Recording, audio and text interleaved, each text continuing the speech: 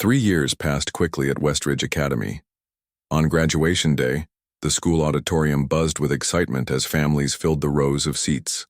Proud parents clutched programs and flowers, grandparents adjusted their hearing aids, and younger siblings fidgeted in uncomfortable formal clothes. At the front of the auditorium, Principal Wilson stood at the podium, adjusting his tie. Behind him sat the graduating seniors in their green and gold caps and gowns. Among them, Tyrell Williams looked out at the audience, searching for his family. He spotted them in the third row, his father Robert in a freshly pressed suit that still couldn't hide his farmer's build, his mother wiping happy tears before they could fall, and his grandfather Dr. Williams, looking distinguished but choosing to wear a simple dark suit rather than anything flashy. "Before we begin the ceremony," Principal Wilson announced, "I want to acknowledge some special changes at Westridge Academy over the past 3 years." He gestured toward a new plaque on the wall. The Fairness in Education initiative has become a model program that 15 other schools in our state have now adopted. What began as one family's stand against unfair treatment has grown into something that's changing education across our region. Many eyes in the audience turned toward Dr. Williams, who nodded slightly but kept his attention focused on his grandson. "And now," Principal Wilson continued, "I'm proud to introduce our class valedictorian, who maintained a perfect 4.0 GPA while also founding our student advocacy group, which has become an essential part of our school community. Please welcome Tyrell Williams." The applause was genuine as Tyrell approached the podium.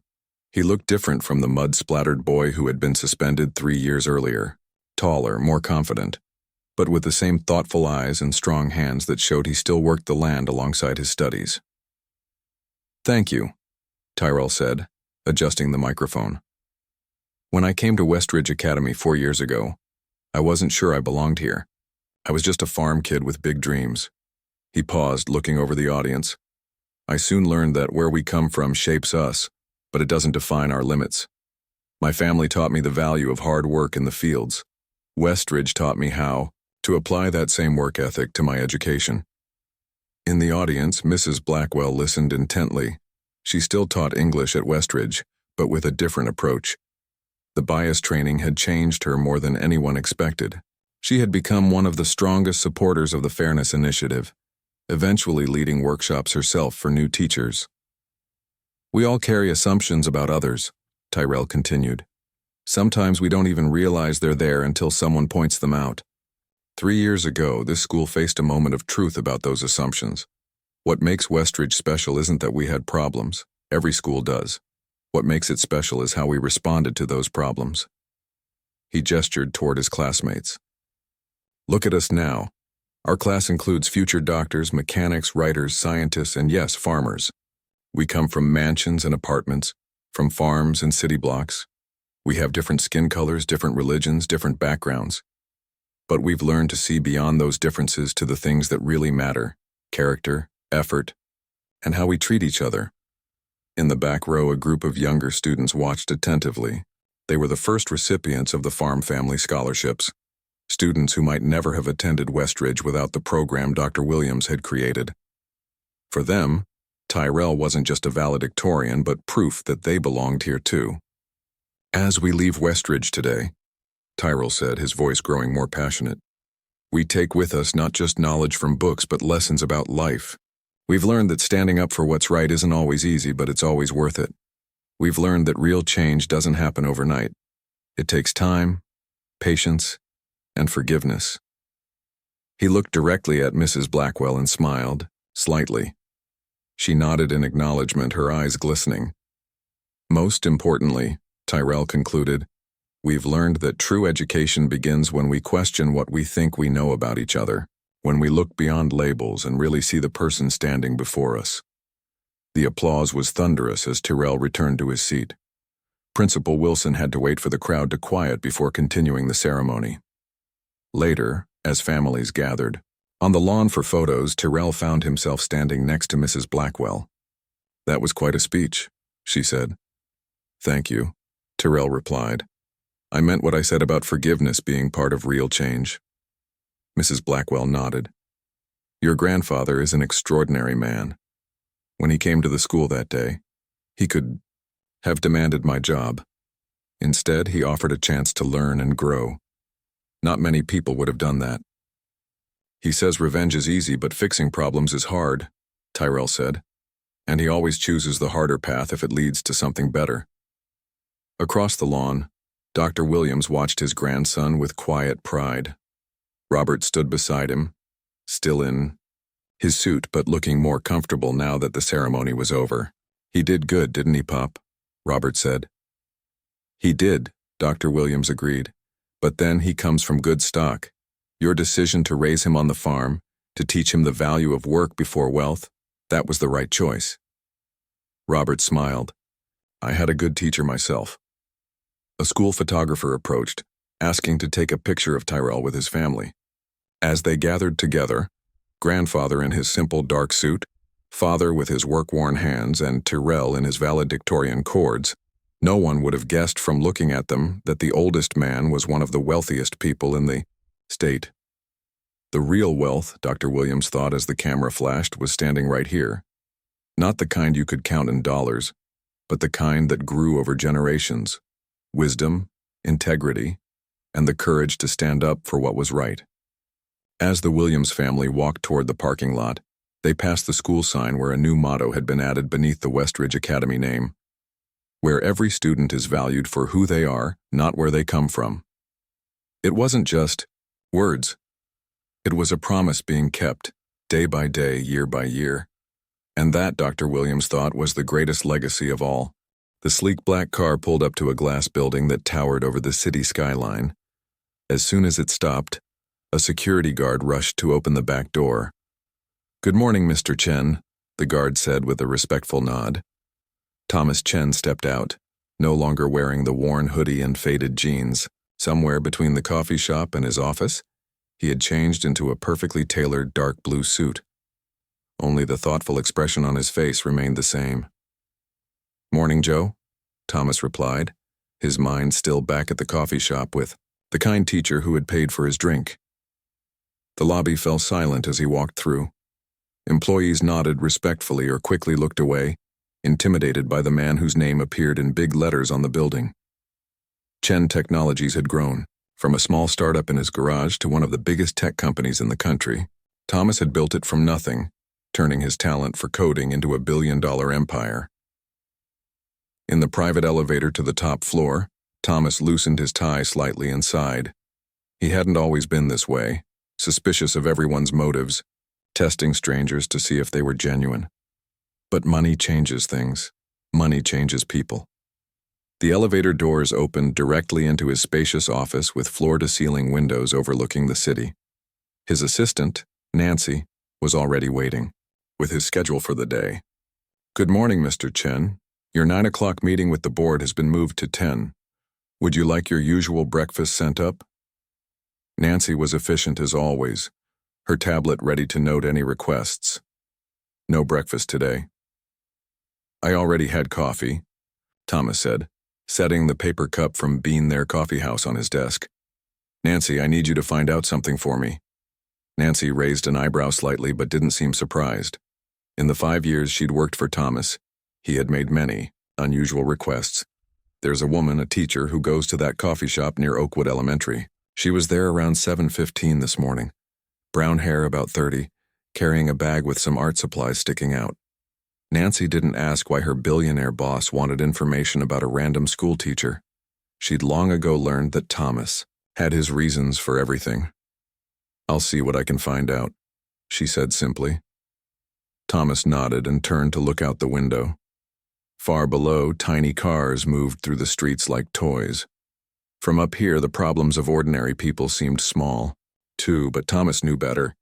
He remembered the days when paying for someone else's coffee would have meant skipping a meal. Success had come to him fast. Too fast, maybe. At 40, he had more money than he could spend in 10 lifetimes, but fewer genuine connections than he'd had when he was broke. His recent divorce had only made things worse. May had seemed to love him when they met. Back then, he was already successful, but not yet famous, not yet appearing on magazine covers. But as his wealth grew, something between them changed. The final straw came when he overheard her on the phone with a friend, laughing about how she'd hit the jackpot with him. The divorce had been quick and expensive. Since then, Thomas had become increasingly isolated, increasingly suspicious. He'd started his little tests a few months ago, dressing down, pretending to forget his wallet, seeing how people reacted when they thought he was just an ordinary man who needed help. Most failed. They looked away, embarrassed, pretended not to notice, or worse, treated him with obvious disdain. The woman today, she was different. There was no hesitation, no calculation in her eyes, just simple kindness. His phone buzzed, a text from Nancy. Her name is Lily Wu. She teaches 3rd grade at Oakwood Elementary. Been there for 6 years. Won Teacher of the Year twice. Started an after-school art program for kids who can't afford regular lessons. Single. Lives in an apartment 3 blocks from the school. Thomas stared at the message, unsure why he felt so interested in this woman. Was it just because she'd been kind? Or was it something about the quiet dignity in her eyes? The lack of pretense? Another text came through. The school's in financial trouble, budget cuts, they might cancel her art program next month. Thomas frowned. He knew all about budget cuts to education. His own childhood in a struggling public school had been saved by an art teacher who noticed his talent for design. The first step on his path to becoming who he was today. Send a meeting request to the principal. He texted back. Don't use my name. Say it's from the Chen Foundation, interested in educational programs. Nancy's reply was immediate. Done. Meeting set for Thursday at 2 p.m. Thomas turned back to the window. Below, he could just make out the smaller buildings of the school district. Lily Wu was down there somewhere, teaching children, making a difference in small but important ways. He wondered what she would think, if she knew who he really was. Would her kindness turn to interest in his money, like he'd seen so many times before? Or would she remain the same straightforward person who had simply helped a stranger without question? For the first time in months, Thomas felt genuinely curious about another person. His intercom buzzed. Mr. Chen, the board members are gathering in the conference room. I'll be right there, he replied, straightening his tie. As he walked toward the door, Thomas paused and looked back at the coffee cup on his desk. Such a small thing to most people, but to him, it represented something he'd almost forgotten existed. Simple human kindness with no strings attached. He made a mental note to visit Oakwood Elementary himself before the official meeting. He wanted to see this teacher in her natural environment, with her students. Would she be as genuine there as she had seemed in that brief coffee shop encounter? Thomas Chen had built his fortune on understanding technology, but people were much harder to read. Still, he had a feeling about Lily Wu, and his feelings, his instincts about people were rarely wrong. What he didn't know yet was that this chance encounter would change far more than just one teacher's art program. It would change him in ways he couldn't begin to imagine. Lily stood in front of the principal's office, her hands trembling slightly as she clutched a folder of student artwork. The morning had started normally enough. The usual rush to school after her coffee stop, the happy chaos of 28 third graders filing into her classroom, the satisfying progress of their latest art project. But then, just after lunch, Principal Wilson had called her in. Budget meetings. Final decisions. The words echoed in her mind like a warning bell. Come in, Lily. Principal Wilson called from inside. She took a deep breath and pushed the door open. Principal Wilson sat behind his desk, looking tired. Budget. Season was hard on everyone, but especially on him. He had to make impossible choices about what to keep and what to cut. You wanted to see me? Lily asked, trying to keep her voice steady. Principal Wilson nodded. It's about the after-school art program. Lily's heart sank. She had started the program 2 years ago for kids who couldn't afford regular art lessons. Many of her students came from families who worked multiple jobs just to pay rent. Art classes were a luxury they couldn't afford, yet Lily had seen firsthand how art helped these children process difficult emotions and build confidence. They're cutting it, aren't they? She asked quietly. Principal Wilson sighed. The district says we need to trim $50,000 from next year's budget. Your program costs about that much when you factor in supplies, the extra hours for you and Ms. Rivera, and keeping the building open later. Lily opened her folder. Look at what they've created, though. This is Diego's family portrait. He barely spoke when he first came to us, and now he's expressing himself through art. And this is Zoe's dream house. She lives in a shelter right now, but this helps her imagine a better future. Principal Wilson looked at the drawings with genuine interest. I know how valuable it is, Lily. If there was another way, what if I found the money myself? The words tumbled out before Lily had really thought them through. What do you mean? Fundraising. Donations. Local businesses might sponsor us. She was thinking out loud now, desperate to save what she'd built. Principal Wilson leaned back in his chair.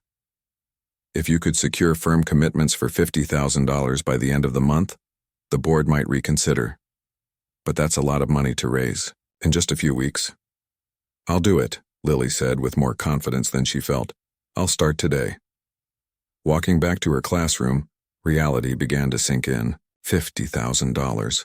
In 3 weeks, it might as well be $1 million. Her teacher friends were as broke as she was. Her small social circle couldn't possibly donate that kind of money, but she had to try. For Diego, for Zoe, for all the kids who found their voice through art. That evening, after the students had gone home, Lily stayed late making flyers and setting up an online fundraising page. She wrote emails to every local business she could think of, explaining the program and its impact on the community's most vulnerable children. The next morning, Lily found herself standing outside Bean There Coffee House before it opened. The owner, Mrs. Patel, had always been friendly. Maybe she'd let Lily put a donation jar on the counter. Of course, dear, Mrs. Patel said when Lily explained the situation. And I'll match whatever people put in the jar up to $500.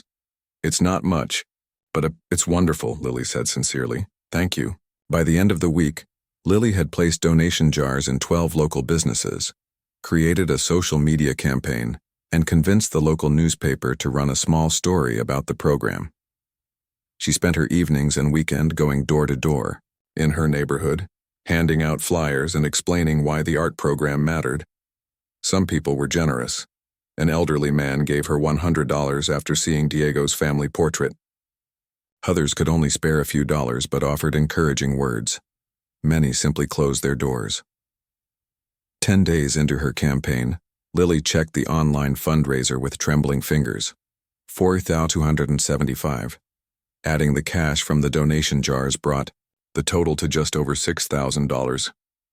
Nowhere near enough, and time was running out. That Saturday, the community center was hosting a small business fair. Lily had reserved a table to display student artwork and collect donations. She spent Friday night mounting the best pieces on colorful paper and printing handouts explaining the program. The community center was crowded when she arrived. Lily set up her table between a handmade jewelry booth and a local bakery. People stopped to admire the children's artwork, but few opened their wallets. By midday, she had collected only $83. These are quite impressive, a male voice said as Lily was rearranging the display. She looked up, startled. A man in casual but expensive-looking clothes was studying Zoe's dream house painting. Something about him seemed vaguely familiar, but Lily couldn't place him. Thank you, she replied. My students are very talented. You're their teacher? He asked. Lily nodded. I run the after-school art program at Oakwood Elementary, or I did. It's being cut unless we can raise enough money to save it. The man picked up one of her flyers. $50,000 is a lot of money. It is, Lily agreed, trying not to sound as discouraged as she felt. But these kids deserve a chance to express themselves. Art isn't just about making pretty pictures. It's about processing emotions, building confidence, developing problem-solving skills. As she spoke, Lily's passion overcame her fatigue. She told him about Diego finding his voice through drawing, about Zoe's dream house, about another student whose math grades improved after learning to see patterns in art. The man listened intently, occasionally asking thoughtful questions. There was something in his expression, a kind of focused attention, that made Lily feel like he was really hearing her, not just being polite. "You really care about these kids," he said finally. "They're worth caring about," Lily replied simply. The man nodded, as if coming to a decision. "I know someone who might be interested in helping, a foundation that supports educational initiatives." Lily's heart jumped. "Really? That would be amazing." "I can't promise anything," he cautioned, "but I'll pass along your information." He took one of her flyers and carefully folded it into his pocket. As he turned to leave, Lily had a sudden flash of recognition. "Have we met before?" she asked. The man paused. "I don't think so," he said after a moment. "I'd remember." As he walked away, Lily tried to place him. Something about his eyes, the way they crinkled at the corners. Then a woman stopped to ask about the program, and the moment was gone. By the time Lily looked up again, the man had disappeared into the crowd. She had no way of knowing that he was heading straight for his car, already on the phone with his assistant, making plans that would change everything. Monday morning arrived with a heavy downpour. Lily dashed from her car to the school entrance, her folder of fundraising materials tucked inside her jacket to keep it dry. 2 weeks had passed since she'd started her campaign to save the art program, and despite her best efforts, she'd raised less than $10,000 of the $50,000 needed. Only 1 week remained before the final budget meeting. The school hallways were quiet. Lily arrived early most days to prepare, but today she had another reason. Principal Wilson had left a voicemail on Sunday evening, asking to see her first thing Monday. His tone gave nothing away, but Lily's stomach had been in knots ever since she knocked softly on his office door. "Come in," Principal Wilson called. Lily stepped inside, surprised to find Principal Wilson wasn't alone. A woman in a crisp business suit sat across from his desk, a leather portfolio open in front of her. "Ah, Lily, thank you for coming early." Principal Wilson gestured to the visitor. "This is Ms. Huang from the Chen Foundation. She's here about the art program." The woman stood and extended her hand. "Nancy Huang. Pleased to meet you, Ms. Wu. I've heard good things about your work." Lily shook her hand, trying to hide her confusion. "The Chen Foundation? I don't think I'm familiar with it."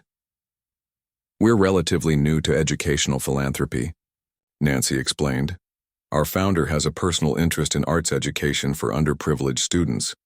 Principal Wilson's expression was the most hopeful Lily had seen in months. "Ms. Huang contacted me late Friday. The foundation is considering funding our art program, possibly for multiple years." Lily sank into a chair, hardly daring to believe what she was hearing. That's amazing. How did you hear about us?" "We have sources in the community who identify promising programs," Nancy replied smoothly. "Your fundraising efforts caught our attention, particularly your passionate advocacy for your students." Lily's mind raced. Could this be connected to the man from the community center? He had mentioned knowing someone who might help. "Of course, we'd need to observe the program in action before making a final decision," Nancy continued. "Would it be possible for a representative to sit in on one of your after-school sessions this week?" "Absolutely," Lily said quickly. "We meet Tuesdays and Thursdays from 3:30 to 5. The children are working on a group mural project right now. It would be a perfect time to visit." "Excellent. Someone will be there tomorrow." Nancy closed her portfolio. "In the meantime, Principal Wilson and I will discuss the financial details." After Nancy left, Lily turned to Principal Wilson. "Is this for real? Could they actually save the program?" He nodded, a cautious smile on his face. "Ms. Huang was very specific about the foundation's interest. They're considering a grant that would cover the program for at least 3 years. But Lily, don't get your hopes too high yet. These things sometimes fall through." "I understand," Lily said, though her heart was already soaring. "I'll make sure tomorrow's session is extra special." The next day, Lily spent her lunch break setting up the art room. The children had been working on a mural depicting their vision of the community's future: buildings with rooftop gardens, parks filled with playing children, people of all ages working together. She arranged their preliminary sketches and color studies on one wall, set out the larger canvas where the final mural was taking shape, and made sure all the supplies were neatly organized. When the final school bell rang, Lily stood at her classroom door, greeting each of her art students with a smile. "Special visitor today," she whispered. "Someone from a foundation that might fund our program." The children responded with extra enthusiasm, quickly hanging up their backpacks and taking their seats.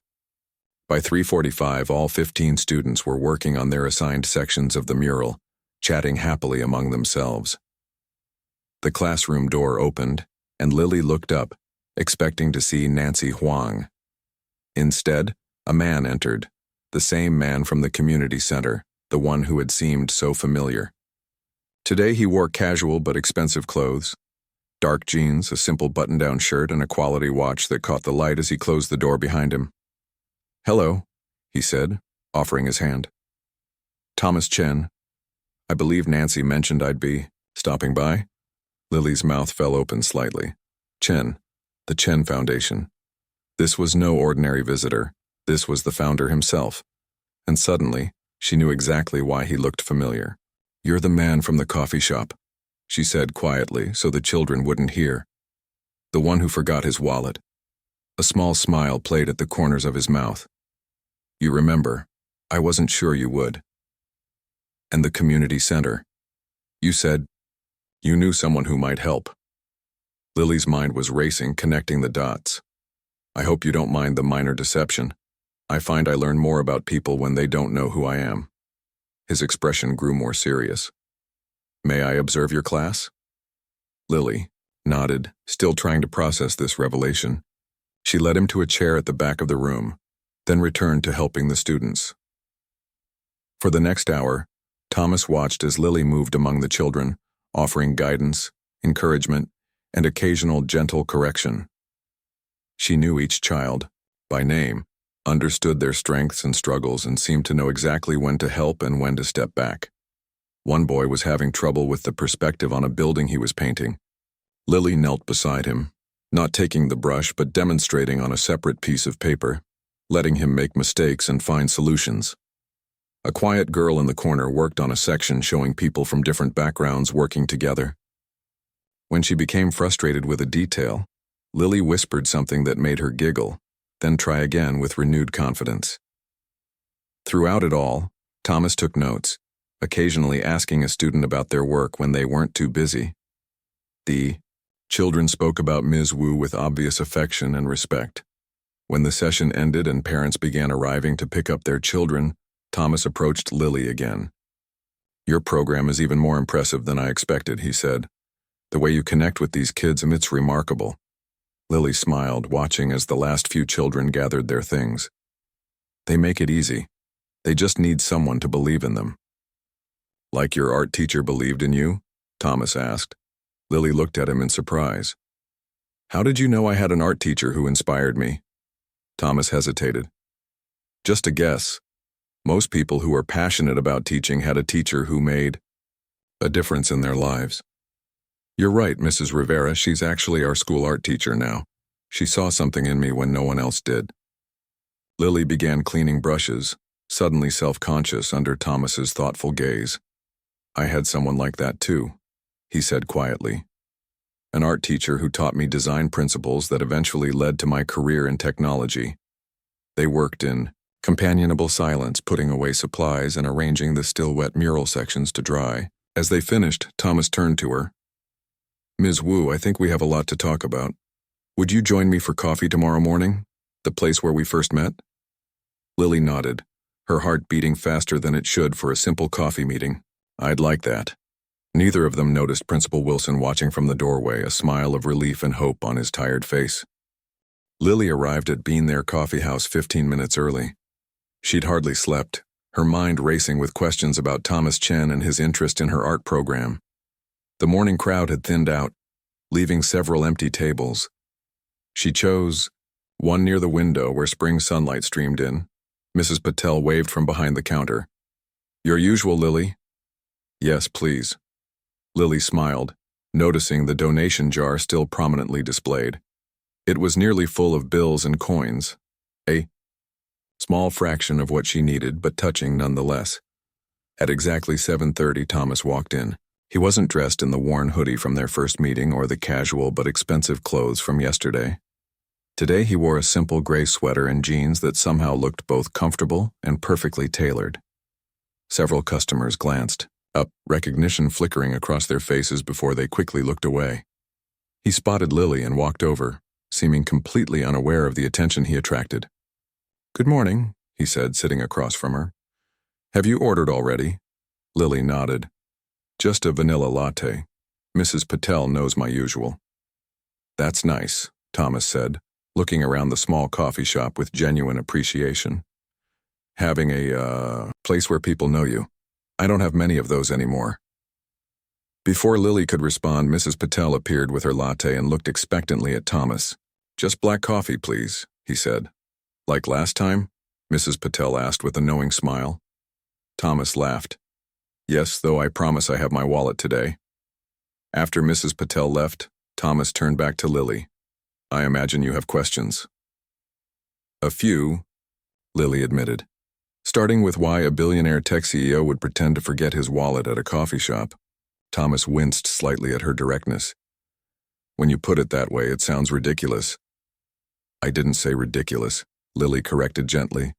"Just unexpected." Thomas stared into his coffee for a moment before answering.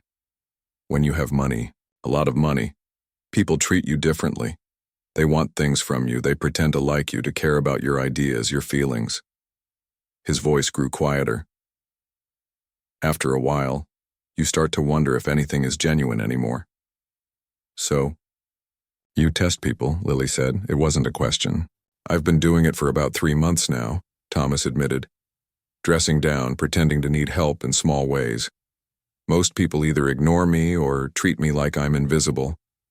A few are openly rude." He looked up at her. "You were the first person who helped without hesitation, who treated me like a human being, not a wallet or a problem." Lily felt her cheeks warm. "It was just coffee." "It wasn't just coffee," Thomas said firmly. "It was kindness without calculation. Do you know how rare that is in my world?" Mrs. Patel returned with Thomas's coffee. When she left, Lily leaned forward. "So you tracked me down, created a foundation, and offered to save my program, all because I bought you a $2 coffee?" Thomas smiled, but his eyes remained serious. "The foundation is real. I've been thinking about starting one for years, ever since." He paused. "I told you I had an art teacher who changed my life. What I didn't mention is that I grew up in the Pinewood district." Lily's eyes widened. Pinewood was one of the poorest areas in the city, known for its struggling schools and high crime rate. "My parents worked constantly just to keep food on the table," Thomas continued. "School was difficult for me. I was smart, but angry, always getting into trouble. Then in 6th grade I had this teacher, Mr. Rivera. He ran an after-school art program just like yours." "Wait," Lily interrupted. "Mr. Rivera? Not related to our Mrs. Rivera?" Thomas nodded. "Her father. He passed away 5 years ago." "She never mentioned," Lily began, then stopped. "Mrs. Rivera rarely spoke about her personal life. He probably never told her about me specifically," Thomas said. "He helped hundreds of kids over the years. But he's the reason I got interested in design, which led to computer graphics, which eventually became Chen Technologies." He turned his coffee cup slowly. "When I heard about your program being cut, it felt like, I don't know, like things had come full circle." Lily sat back, processing this connection. "So, the foundation is something I've wanted to do for years but never found the right focus. Now I have." Thomas pulled a folded document from his pocket and slid it across the table. "This is our proposal. The Chen Foundation will fully fund your art program for 5 years.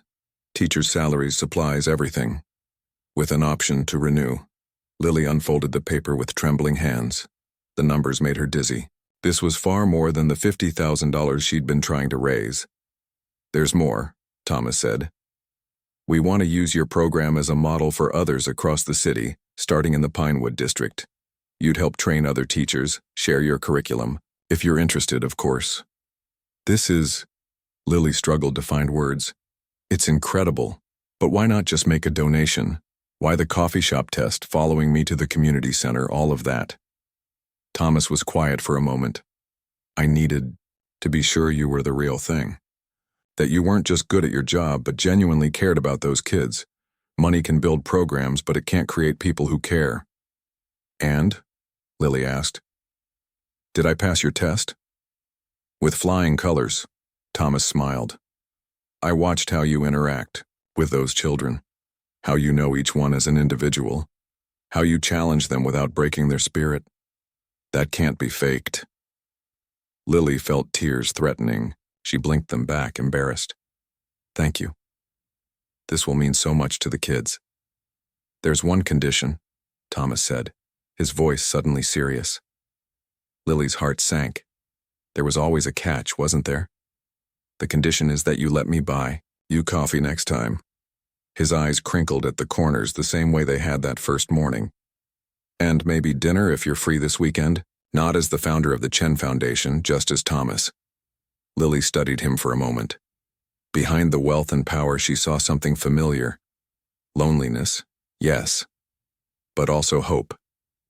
The same look she saw in her students' eyes when they created something meaningful and wanted someone to share it with. I think I'd like that, she said finally. But I have a condition too. Thomas raised an eyebrow. No more tests, Lily said firmly. No more disguises or pretending to be someone you're not. Just be Thomas. Just Thomas, he repeated, as if trying out the concept. I'm not sure I remember how to do that. I think you do, Lily said gently.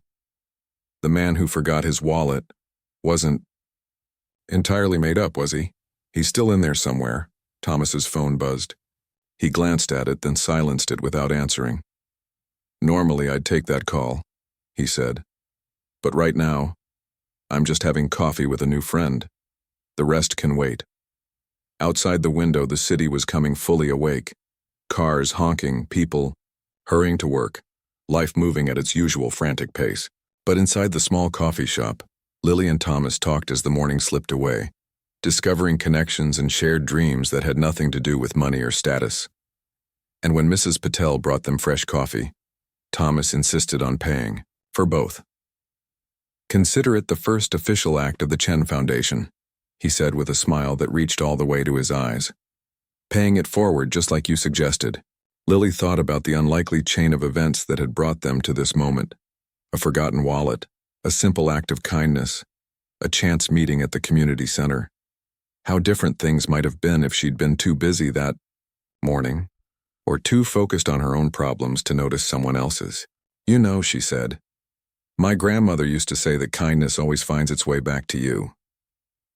Your grandmother was a wise woman, Thomas replied, and incredibly lucky to have you as a granddaughter. As they left the coffee shop together, Lily realized something important.